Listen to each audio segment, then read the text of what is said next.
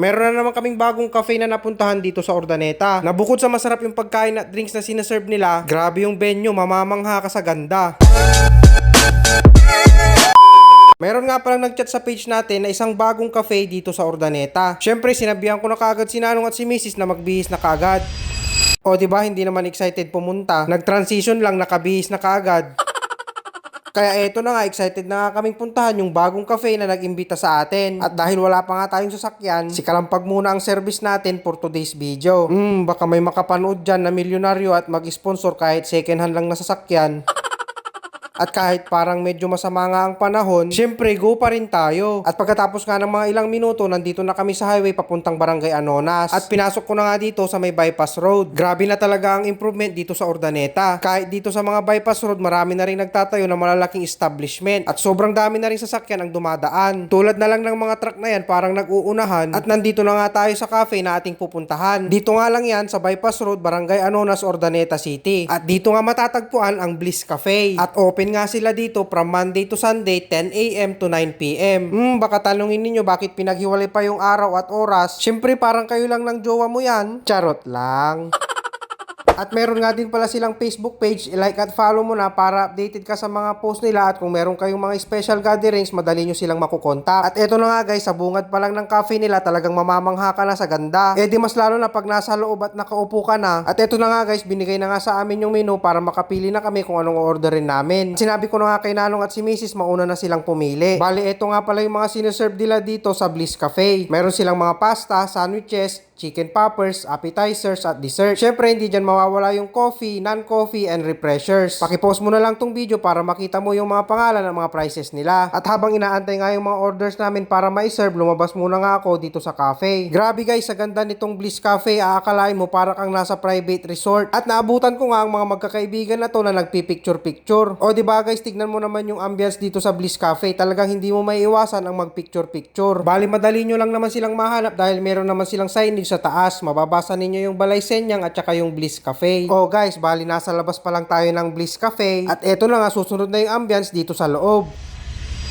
O diba guys, tignan nyo kung gaano kalinis at kaganda dito sa loob ng Bliss Cafe. At eto na nga guys, silipin natin yung second floor ng Bliss Cafe.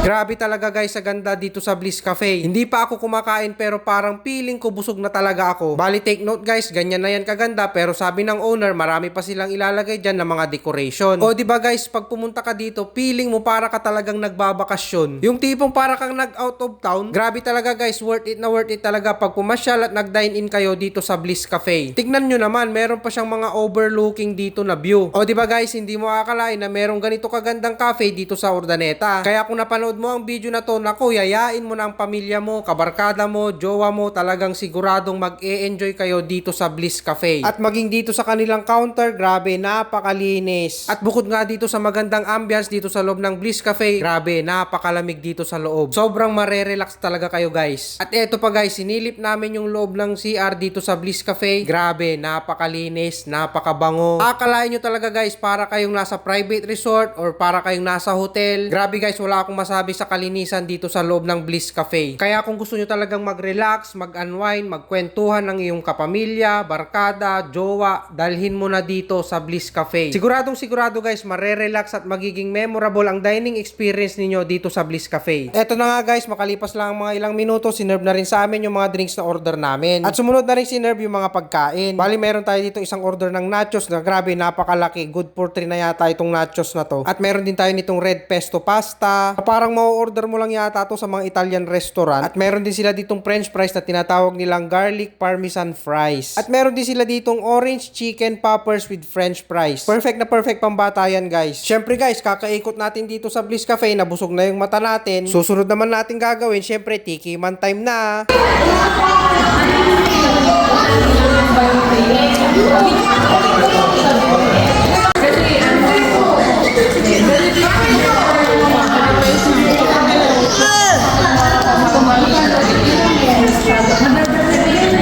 Ang sarap nitong garlic parmesan fries nila guys. Ilista nyo na pag nag-dine in kayo dito sa Bliss Cafe. Pagdating ko na maglakad. Pagdating naman dun sa nachos nila guys, grabe, napakasarap. Kakaiba yung dressing na ginamit nila at napaka-fresh nung kamatis. At syempre, grabe, overload ng cheese. Sulit guys. At eto na nga, next in line na nga nating titikman itong red pesto pasta nila. Sa unang tingin mo talaga, iisipin mo sa Italian restaurant mo lang talaga to matitikman. Ang Italian. Yung firma ko Italian style. Isa lang talagang masasabi ko sa mga pagkain na sinerve nila dito sa Bliss Cafe. Sobrang sulit, sobrang worth it. Talagang mabubusog ka sa mga pagkain na sineserve nila dito sa Bliss Cafe. At syempre, hindi natin palalampasin ang in-order nating drink na Spanish latte.